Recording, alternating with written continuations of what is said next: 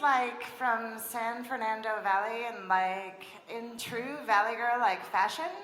She's really like had to work hard like to stop including a particular like word in what she says. She said in high school once like her dad was listening to a phone conversation and like she got off the phone and her dad said like, you know, I don't even know what you were like talking about, but you said like 42 times in 5 minutes. So pay close attention when Kelly is speaking because we can all mock her. Just kidding. We will not do that. I'm totally kidding. This is a place of trust and love. Like, okay? Yeah. No. Kelly's talk is phenomenal. It actually made me rethink a lot about how I present myself and you know, the descriptive words that I use as far as how I communicate who I am.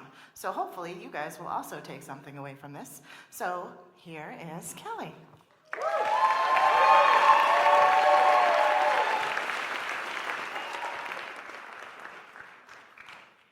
So last October, I was about to celebrate my 34th birthday. But to be honest, I wasn't really in the mood to celebrate.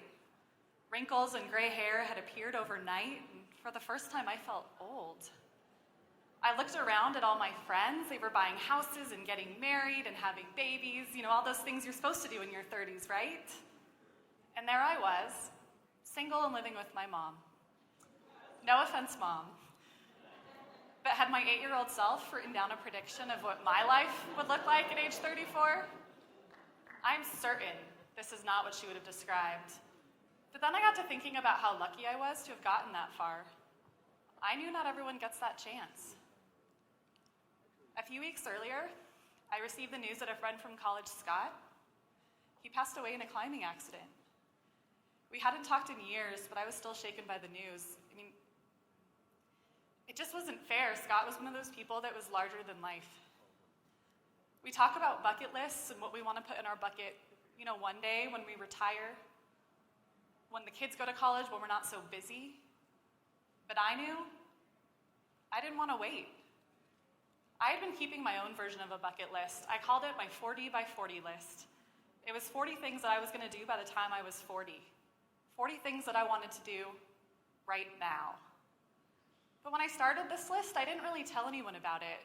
But lying there the night of my 34th birthday, thinking about Scott and my year ahead, something came over me. I just pulled out my laptop and shared my list for the first time. I don't really know what I even was expecting out of doing so, but I can tell you I was shocked at the response I received. People reached out that I hadn't heard from in 10 years. I didn't realize that some of these people were still paying attention to what I had to say. And so many of them offered to help. I learned in that moment that when you open up, it invites people in. My list includes a mix of personal and professional goals: adopt a dog, win a business award, live in another country, go to the opera, fall in love.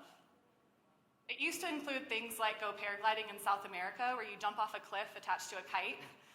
Yeah, let's just say I recently updated that to read go wine tasting in South America. I mean, yeah, priorities shift as we get older. That's okay, right?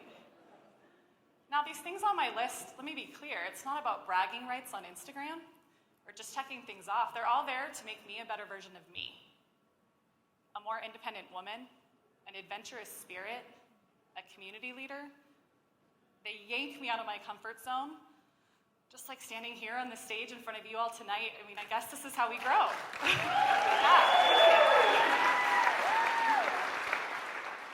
Now, some of you may have heard the terms by author David Brooks. He talks about eulogy virtues and resume virtues. And he argues that we spend too much time on our resume virtues, our jobs, our work, our education, but we tend to ignore our eulogy virtues, the kind of person we are, who we want to be remembered by. And that's what matters. They're those people in our lives that inspire us, like Scott. They just light up a room.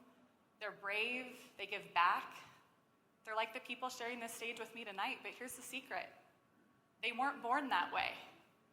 It actually takes effort to be who we want to be, and we can all be better versions of ourselves, right? We don't need to be president or a world explorer. We can all be a better mom, a better friend, a better community leader. And you all have your own dreams and goals and hopes to share, and I know it's scary to put that out there, I get it. But I encourage you to do so. I mean, you just might be surprised with what you get.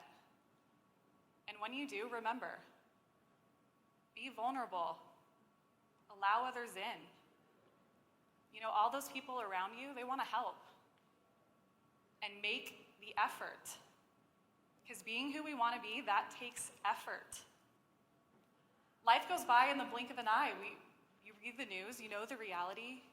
A car crash, cancer, another mass shooting, a climbing accident.